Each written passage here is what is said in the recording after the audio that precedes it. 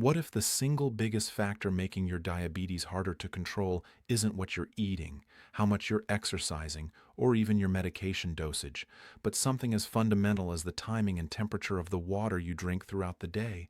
I know you're probably skeptical. You've spent years, maybe decades, trying everything. Different medications that came with side effects, restrictive diets that left you feeling deprived, expensive glucose monitors, supplements that promised miracles but delivered nothing. And here I am telling you that water, simple H2O, could be the missing piece. But stay with me, because what I'm about to share has helped many people see meaningful drops in fasting blood glucose within just a few weeks. My name is Dr. Michael Kent, and today I'm going to show you how strategic hydration can significantly improve the way your cells respond to insulin, even if you've had diabetes for decades. These aren't statistics from research papers. These are real people. People who walk into appointments exhausted, confused, and frankly defeated. People in their mid-60s through their late 70s who do everything by the book. They check their glucose 4 times daily. They've memorized the glycemic index. They measure their carbohydrates to the gram. They walk after dinner, take their metformin with clockwork precision, and still their morning numbers are all over the place. I see the exhaustion in their eyes. Not just physical exhaustion, though. That's certainly there. It's a deeper weariness, the kind that comes from fighting a battle where the rules keep changing and victory feels impossible. These are people who've given up pasta, bread, desserts they once loved, who've spent thousands on continuous glucose monitors, special diabetic foods, and supplements, who've attended every diabetes education class their insurance would cover. And despite all of it, their A1C keeps climbing. But here's what changed my entire approach to treating diabetes. I began noticing that a large portion of adults over 65 are chronically dehydrated, and that dehydration creates a cascade of metabolic problems that make blood sugar control nearly impossible regardless of medication. And here's the fascinating part. Most research focuses on what people eat. Almost nobody studies when and how people drink. Before we continue, I'm curious, where in the world are you watching this from right now? Drop your location in the comments. Diabetes affects people everywhere, and I love seeing this community come together from across the globe. Now, I need to be crystal clear about something. This isn't about abandoning your current treatment. Your medications are important. Your doctor's plan matters. What I'm sharing is how to optimize the environment inside your body so that your medications can work the way they were designed to work. Let me explain what's happening metabolically that nobody tells you about. When you hit your 60s, your body undergoes 4 critical changes that directly impact blood sugar control. First, your cellular water channels, proteins called aquaporins, become less responsive. Even when you drink water, your cells struggle to actually pull that water inside where it's needed. Second, your kidneys naturally lose approximately 30% of their filtering capacity by age 70. This means they're less effective at removing excess glucose from your bloodstream, and they're also less efficient at concentrating your urine, causing you to lose more water than necessary. Third, and this one surprises most people, your sense of thirst becomes dramatically impaired. Studies show that by age 65, your thirst response can be delayed by up to 90 minutes after your body needs water. You could be medically dehydrated without feeling even slightly thirsty. Fourth, many common diabetes medications, especially diuretics that people take for blood pressure, actively pull water from your body, making chronic dehydration worse. Here's what most doctors don't explain. When your cells are dehydrated, even by just 3%, your cell membranes become rigid. Think of a dried-out sponge versus a moist sponge. A dried sponge can't absorb anything. A moist sponge pulls in liquid instantly. Your cell membranes work the same way. When they're properly hydrated, insulin receptors function normally. When they're dehydrated, those receptors essentially shut down. Your pancreas could be producing insulin. You could be injecting insulin. But if your cell membranes are rigid from dehydration, that insulin can't do its job. The result, your glucose stays trapped in your bloodstream instead of entering your cells. Your blood sugar numbers climb, not because you ate wrong or forgot your medication, but because your cells physically cannot accept the glucose trying to enter. Robert is 69. Robert's diabetes had been stable for 8 years. Then suddenly, without changing anything, His morning numbers went haywire. He'd been waking up around 110 to 120. Now he's consistently hitting 170, 185, sometimes breaking 200. His daughter brings him in because she's worried. When I review his glucose log with them, the pattern is mystifying. Tuesday morning 192, Wednesday 178, Thursday 201, Friday 186. Same dinner every night. Chicken breast, vegetables, small portion of brown rice, same bedtime routine, same medication schedule, but wildly inconsistent morning readings. Picture his daughter leaning forward saying, "He's doing everything perfectly, Dr. Kent. I help him prep his meals. We weigh everything. Something's clearly wrong." So I walk through his typical day hour by hour. What time he wakes up, what he eats, when he takes medications. On paper, everything looks textbook perfect. Then I shift to a different angle. "Robert, walk me through your fluid intake on a typical day." This is where the pattern emerges. Well, I have my coffee when I wake up. Maybe a glass of water with my pills at breakfast, another glass at dinner, sometimes iced tea in the afternoon. When I ask specifically about plain water, he admits maybe 2 glasses total. I'm never really thirsty, so I don't think about it. Here's the issue. At 185 pounds, Robert needs approximately 90 ounces of water daily. He's consuming maybe 16 ounces. He's chronically dehydrated, but his impaired thirst mechanism gives him no warning signal. And coffee, it's a diuretic. For every 8 ounces of coffee, you only net about 3 ounces of actual hydration. The rest is pulled from your body's existing water stores. We implement what I call the WTR protocol, which I'll explain fully in a moment. Essentially, we restructure when, how, and what temperature water he consumes. 10 days later, Robert reaches out. His tone is completely different, lighter, almost excited. "Dr. Kent, my morning reading was 118 today. Yesterday was 124. 3 days ago, 132. I haven't seen these numbers in 6 months. 4 weeks later, the transformation is visible. Better energy, better color." His glucose log shows an average fasting reading of 127 for 2 straight weeks, down from 185. Same food, same medications. The only variable that changed was strategic hydration. But here's what he tells me that really drives it home. "I feel different, Dr. Kent." It's hard to put into words, less foggy, more present. Like there was this constant mental haze I'd gotten so used to, and now it's just cleared.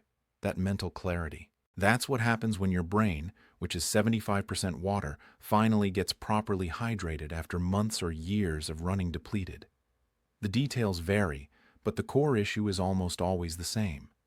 Before I teach you the exact protocol that works in cases like Robert's, let me explain the 3 critical mistakes nearly everyone makes with hydration after age 60. You're probably making at least 2 of these right now. Mistake number 1. Counting coffee, tea, and other beverages as water. Here's the truth. Coffee and tea are mild diuretics. For every cup you drink, you lose approximately 60% of that volume through increased urination. So, if you drink 8 ounces of coffee, you net about 3 ounces of actual hydration. The rest is pulled from your body's existing water stores. Juice, even unsweetened juice, causes rapid blood sugar spikes that trigger your kidneys to dump both glucose and water. Diet sodas contain artificial sweeteners that actually worsen insulin resistance. The only beverage that truly hydrates is plain water. Everything else is supplementary at best, counterproductive at worst. Think of it this way. If you have a checking account that needs $1,000 to avoid overdraft fees, would you deposit $1,000 knowing the bank immediately withdraws $600? You'd still be short. That's what coffee and tea do to your hydration status. Mistake number 2, drinking cold water straight from the refrigerator, especially first thing in the morning. This might surprise you because cold water feels refreshing. But here's what happens physiologically. When ice-cold water hits your stomach, especially when your core body temperature is still low from sleep, your blood vessels immediately constrict. This is your body trying to maintain core temperature. When blood vessels constrict, circulation decreases dramatically. And where does glucose need to go? Into your cells, through your bloodstream. Constricted blood vessels mean insulin and glucose can't reach their destinations efficiently. Additionally, cold water in an empty stomach shocks your digestive system. This triggers a stress response which releases cortisol. And what does cortisol do? It signals your liver to dump stored glucose into your bloodstream. You've just created a morning blood sugar spike before you've even eaten breakfast. Room temperature water, or better yet, warm water, keeps your blood vessels relaxed and open. Circulation remains optimal. Your stress response stays calm. Your morning blood sugar stays stable. Mistake number 3, drinking large amounts only when you finally notice you're thirsty. Remember, your thirst mechanism is impaired. By the time you feel thirsty at age 65 or older, you're already significantly dehydrated. But then what do most people do? They drink 16 or 20 ounces all at once, thinking they're fixing the problem. Your intestines can only absorb approximately 8 ounces of water every 20 minutes. Anything beyond that amount simply passes through to your bladder and comes right back out. You haven't hydrated your cells. You've just taken an expensive trip to the bathroom. It's like trying to water a garden with a fire hose. The ground can't absorb it fast enough. It runs off. The roots stay dry even though you've used a lot of water. Proper hydration requires small, frequent amounts throughout the day. Think of it as maintaining a constant, gentle rain instead of one massive downpour. Now, let me teach you the exact protocol I use with my patients. I call it the WTR protocol. W stands for water itself, pure and strategic. T stands for timing, the specific schedule that optimizes glucose control. R stands for regulation, the way your body learns to predict and respond. Let's break down each component. First, water quality matters more than most people realize. Tap water is fine if your municipality has good filtration, but I recommend filtered water if possible. Not because of dramatic toxins, but because minerals matter. Here's my specific recommendation. Use filtered water and add back trace minerals. You can buy liquid trace mineral drops at any health food store, usually for about $10, and they last months. Why minerals? Your cells don't just need H2O. They need electrolytes to create the electrical gradients that allow glucose to enter. Think of minerals as the keys that unlock your cell doors. Water without minerals is like showing up at a locked door with no key. Specifically, magnesium is crucial for insulin function. Nearly 70% of people over 60 are clinically deficient. Potassium helps regulate glucose levels. Sodium in appropriate amounts is essential for cellular hydration. My recommendation: add 5 drops of trace mineral solution to every 32 ounces of water you drink. That's it. Simple, inexpensive, dramatically effective. Window number 1. Immediately upon waking. Before anything else, the moment your feet hit the floor. Before coffee, before bathroom, before checking your phone. Drink 12 ounces of room temperature water with minerals. Room temperature, not cold. With minerals, not plain. This does something remarkable. After 7 to 8 hours without fluid, your blood has literally thickened overnight. Your first drink of the day rehydrates your blood, allowing it to flow more easily and deliver insulin more effectively. Additionally, drinking water first thing signals your hypothalamus to wake up your metabolism gently. This prevents the cortisol spike that causes dawn phenomenon, that frustrating morning blood sugar rise that seems to come from nowhere. In cases like Robert's that I just described, this single step often drops morning glucose by 30 to 35 points on average, 35 points from 12 ounces of water at the right time. Window number 2, 30 minutes before each meal. This timing is critical. Drink 8 ounces exactly 30 minutes before you eat breakfast, lunch, and dinner, not 15 minutes, not right before eating. 30 minutes. Why? This gives your stomach time to prepare. It activates digestive enzymes. It begins to dilute stomach acid to the optimal concentration for breaking down food. Most importantly for blood sugar, it slows gastric emptying. When food moves more slowly from your stomach to your small intestine, carbohydrates are absorbed more gradually. This creates a gentle rise in blood sugar instead of a sharp spike. Your available insulin can actually keep up with incoming glucose. Studies show this single habit can reduce post-meal glucose spikes by up to 35%. That's comparable to some medications achieved simply by drinking water at the right time. Window number 3, mid-AM morning and mid-after afternoon between meals. This is when most people's blood sugar does unpredictable things. You're not eating, so you assume your glucose should be stable, but then you check and it's climbed 20 or 30 points for no apparent reason. What's actually happening? Dehydration. As your blood loses water through normal metabolic processes, it becomes more concentrated. More concentrated blood means higher glucose readings, even though you haven't added any glucose to your system. Drink 6 to 8 ounces at 10:30 a.m. and again at 3:30 p.m. Small amounts. Strategic timing. This keeps your blood volume consistent and your glucose reading stable. Window number 4, 2 hours after your last meal of the day. This one surprises people. Most have heard not to drink water right before bed because of nighttime bathroom trips. And that's true. Drinking at 1000 p.m. and going to bed at 10:30 p.m. means you'll wake up at 1 a.m. needing the bathroom. But drinking at 700 p.m. or 800 p.m., a full 2 to 3 hours before bed, allows your body to process and distribute that water. You'll likely urinate once before bed, then sleep through the night. This evening, hydration does something critical for fasting blood sugar. It prevents your blood from thickening too much overnight, which means you wake up with better circulation and more stable morning readings. Here's what most people don't understand. Your body adapts to patterns. If you've been chronically dehydrated for months or years, your body has adjusted to function in drought mode. Your kidneys concentrate your urine more. Your brain suppresses thirst signals. Your cells accept less fluid. When you suddenly start drinking more water, your body initially responds by sending you to the bathroom constantly. This is normal and temporary. You're not actually hydrating poorly. Your body is simply recalibrating. Most people quit after 3 days because the bathroom trips are annoying. But here's what happens if you stick with it. Within 10 to 14 days, your kidneys adjust. Your bladder learns to hold more comfortably. Your cells begin accepting more water. The bathroom urgency decreases dramatically while true cellular hydration improves. This is the regulation phase. You're teaching your body to trust that water is consistently available, so it doesn't need to stay in crisis mode.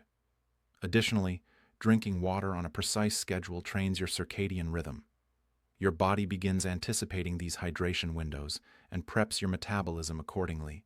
This creates remarkably stable blood sugar patterns over time. So, what actually happens when you implement the WTR protocol? Let me give you realistic expectations week by week. Week 1, you'll be in the bathroom more than usual. I'm not going to lie to you about this. It's annoying, but it's temporary. Your body is flushing out years of accumulated metabolic waste. Push through this week. Blood sugar. Wise, you might see small improvements, maybe 5 to 10 points lower on average. Nothing dramatic yet. Some people feel slightly more energetic. Most don't notice much beyond bathroom trips. Week 2, bathroom frequency starts normalizing. Most patients tell me by day 10 or 11, they're not constantly looking for restrooms anymore. Blood sugar readings begin showing more consistency. Not necessarily lower every time, but less random variation. The spread between your highest and lowest reading each day starts narrowing. Week 3, this is where people typically have their breakthrough moment. Morning fasting glucose begins dropping noticeably, 15, 20, sometimes 25 points lower than your previous average. Post-meal spikes become more predictable and less dramatic. Most importantly, you start feeling different. Mental clarity improves. That afternoon, energy crash lessens. Some patients tell me their joint pain decreases because inflammation drops when you're properly hydrated. Week 4 and beyond, blood sugar control continues improving. Many patients see their A1C drop by 0.5 to 0.8 points over 3 months. Some under their doctor's supervision can reduce medication dosages. Typical feedback at the 12-week mark sounds like I haven't had a single reading over 160 in 3 weeks. Before this protocol, I was over 180 almost daily. My doctor cut my evening metformin dose in half. Linda is 73. Linda had been managing type 2 diabetes for 16 years. When she first comes in, she's visibly defeated. Picture her sitting across from me saying, "Dr. Kent, I need you to be completely honest with me. My endocrinologist says I need to start insulin. My A1C is 8.9, up from 7.8 just 6 months ago. I'm already on 3 oral medications. I honestly feel like I'm failing. She pauses and you can see tears forming. I'm terrified of needles. I know that probably sounds ridiculous at my age, but the thought of injecting myself multiple times every day, I don't know if I can handle that. Total daily water intake approximately 20 ounces, if that. Her urine is dark amber. Her skin has that papery texture of chronic dehydration. She reports constant fatigue. When I explain the WTR protocol, her response is skeptical. Water? Really? That seems far too simple to make any meaningful difference, but she's willing to try anything to avoid insulin injections. So, we start immediately. The first week is challenging. She messages me on day 4.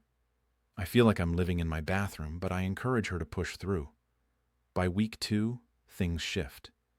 Bathroom trips are finally decreasing. I actually slept through the entire night last night for the first time in months, and my morning blood sugar was 148 yesterday. It hasn't been below 175 in half a year. Week 3, she comes in for follow-up. The change is visible. Better skin color, brighter eyes, easier movement.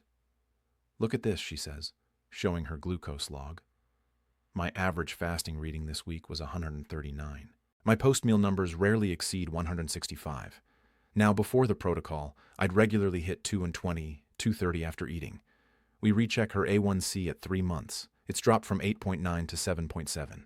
Still not perfect, but dramatic improvement. Her endocrinologist actually calls me. I don't know what you did, but keep doing it. We're holding off on insulin. If her next A1C continues this trend, we might even reduce one of her oral medications. But here's what Linda tells me that really captures the essence. I realized I'd spent 16 years meticulously managing my diet, my exercise, my medications, everything except the most fundamental thing my body needs, water. I was running on empty and expecting my engine to perform perfectly. 6 months later, her A1C is 7.2. The insulin conversation is permanently off the table. She avoided the needles she'd been dreading with water, timing, and consistency. Sometimes the most basic needs are the ones that get missed while attention stays on complex interventions. Now, let me be absolutely clear about important precautions. This protocol is not a cure for diabetes. It will not replace your medications. Never stop taking prescribed medications without explicit approval from your doctor. What this protocol does is optimize your cellular environment so medications work more effectively and your body's natural insulin functions better. Some important considerations. If you have congestive heart failure or any condition where fluid retention is a concern, talk to your cardiologist before increasing water intake. In some cardiac conditions, drinking too much water can worsen fluid retention. If you have kidney disease, especially if you're on dialysis or have less than 30% kidney function, you need individualized guidance. Do not increase water intake without your nephrologist's approval. If you're on diuretic medications for blood pressure or heart conditions, your doctor may need to adjust dosages as you improve hydration. Proper hydration can naturally lower blood pressure, which is good, but might make your current diuretic dose too strong. Watch for signs of overhydration, though this is rare. If you're urinating completely clear urine more than 10 times daily, or if you develop headaches or nausea, you might be drinking too much. Pull back slightly. And please share your experience in the comments. Tell me where you're starting from.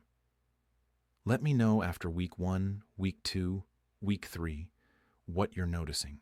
Your story could be exactly what someone else needs to hear to give this a try. If you made it all the way to the end of this video, type "I finished the video" in the comments below. It tells me this information is reaching people who really need it, and it helps YouTube share this with more people struggling with blood sugar management. Then tell me, are you ready to try the WTR protocol? What concerns do you have about implementing it? I read every comment, and I'll respond to your questions. If this video was valuable, please share it with someone managing diabetes. A parent, friend, spouse who's struggling despite doing everything right. This simple information could genuinely change their life. And if you haven't subscribed yet, hit that subscribe button and click the notification bell. I post new videos every week on managing diabetes, optimizing metabolic health, and living well after 60. Thank you for being here. Thank you for taking your health seriously enough to watch a 16-minute video about something as simple as drinking water. Remember, sometimes the most powerful interventions aren't the most complicated ones. Sometimes it's getting the basics right that creates transformation. Take care of yourself. This is Dr. Michael Kent, and I'll see you in the next